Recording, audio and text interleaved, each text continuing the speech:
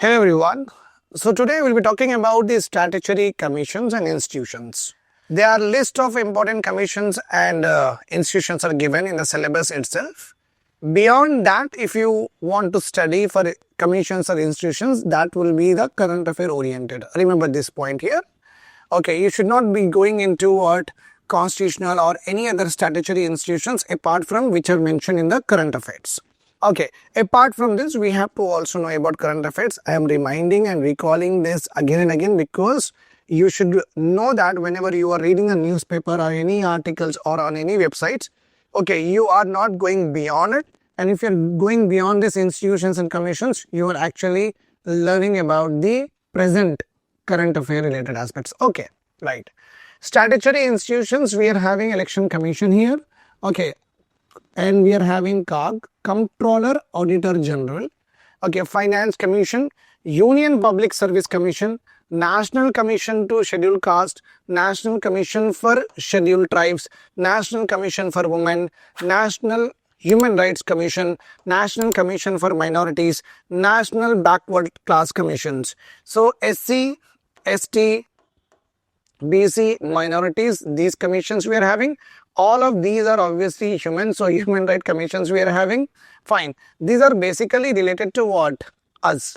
For our complete development and well-being with regard to our educational status, with regard to our employment, with regard to atrocities, with regard to deprivations, they will take care of all of this. Okay, we'll talk about them one by one, but I'm just trying to tell you that how this framework with regard to this particular topic. Okay. So, like human rights commissions are there, then they have their own functionality, obviously. So, SC, ST, BC, minorities and human rights commissions are basically us with the people, with the society and the government. All of them are together here. Then we also have the government administrative institutions are also there. Okay. One is recruitment related, which we are having what UPSC we are having. Another one we are having what financial devolution. For that purpose we are having finance commission, and what government is doing, how it is doing the expenses, whether the expenses are qualitative or not, okay, whether they are actually used for that particular purpose or not. All of this will be done by what? Comptroller and Auditor General. And one more important commission is just given with regard to what? How the government can come to power, okay, through elections, and for that purpose we are having election commissions. So there are some institutions and commissions which are working only for the society and social groups, and there are institutions commissions which are actually having relevance with regard to government.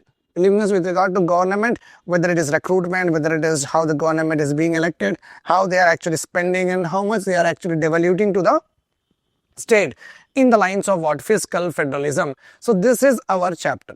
I hope this is all very clear to you. A proper framework I have given you with regard to these institutions and commissions. Okay. Now, let us start our discussion with what? Election commission. So you can see here very clearly election commission we are having. Election commission you will study anyhow in the articles. One we are having what? Article 300 plus articles, in that we are having articles. Then we are having who actually runs this election commission. Election commissioners are there. One chief election commissioner and two other election commissioners are there. Then obviously when they are appointed, they will have a tenure. Okay. Then when they are appointed, they will have a tenure. Can their tenure will be reduced or not? Okay. Can they will be their service condition, means in the service whatever the perks and privileges, like they should be given this much of salary, they should be given this much of bonus, they should be given this much of tenure, etc. Any of these can the executive take any decisions with regard to this election commissioner and commissioners, okay, with regard to their disadvantage, is it possible or not? How we, if they are not doing well, then how we can remove them? Okay, so these are what this is, because this is completely with regard to what the structure of election commission is like this. Okay, structure of election commission is like this. Then we have the next important area of election commission, what functions it performs. What functions it performs. Remember this point. So this is it we have in our Lakshmikant polity and also Bakshi and also Didi Basu. This is how it is being written and how it is we are going to learn. Didi Basu is a very better book, but when you start your preparation with the Didi Basu, you will be a gem in polity obviously. But if you are reading Lakshmikant polity, it will just give you information but not the analysis, not the interpretation skills you will not get. Okay, but when you are reading Didi Basu, you will get the interpretation skills also with regard to any of the articles, any of the provisions that you are studying. So these are very important aspects. Please remember this point. Okay. But we are not discussing again all of these, right? Because as you all know that these are very commonly given to you. It is there in the handout itself and you also study for the prelims point of view. So again repeating this will not make any difference. Okay, it's just waste your time. I just don't want to do that because that is only informative. Informative does not require PSIR thing. Okay.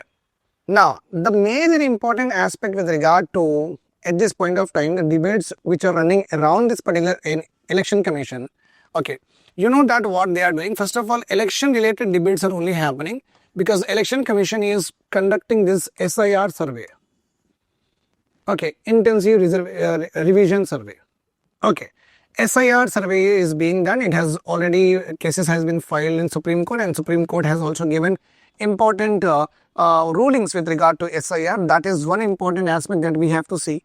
Okay, nothing but addition or deletion of voters. Okay, addition or deletion of voters not a small thing, my dear students. Okay, SIR survey is not a small thing because it actually trip you of your constitutional rights. Constitutional rights. Remember this point.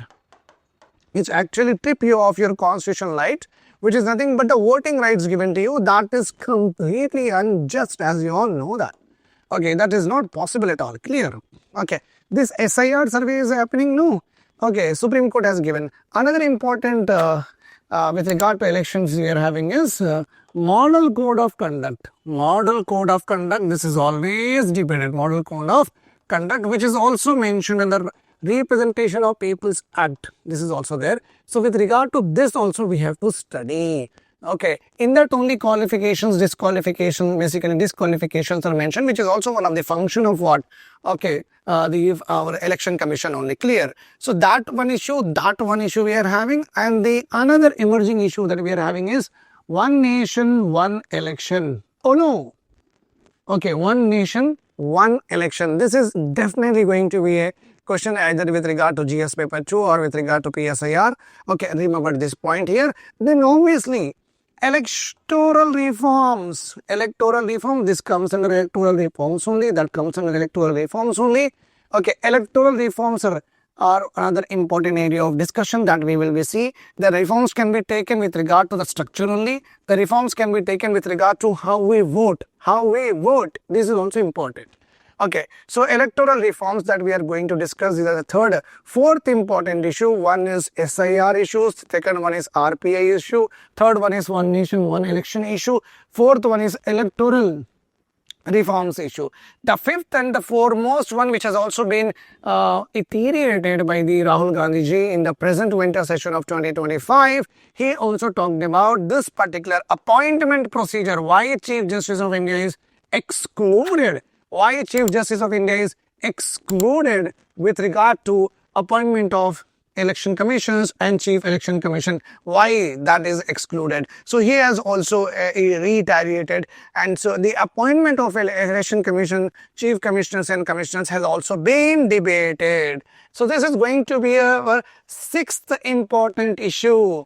Okay, from this issue, one question is going to come in 2026 PSIR paper for sure, and that has always been a trend.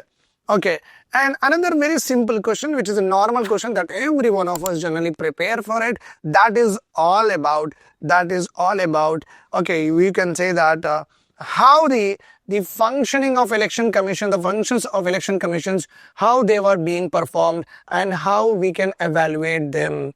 Whether the functions given to the election commission, whether they are being what implemented according to the constitutional envisioning or constitutional mandate, or there is a problem with regard to the actual working or actual implementation with regard to the election commission functions. So this is a normal question. When with regard to commission, BC commission, SC commission, then also we'll talk about what are the challenges. Nothing but here also we are talking about the challenges. Functions, if they are not properly implemented, will become what? Challenges. And to solve the challenges, we need to have a way forward or the initiatives and the programs that need to be implemented. Okay, this is all about it. I hope this is all clear to you. Let us start our discussion with what? Election Commission. Okay.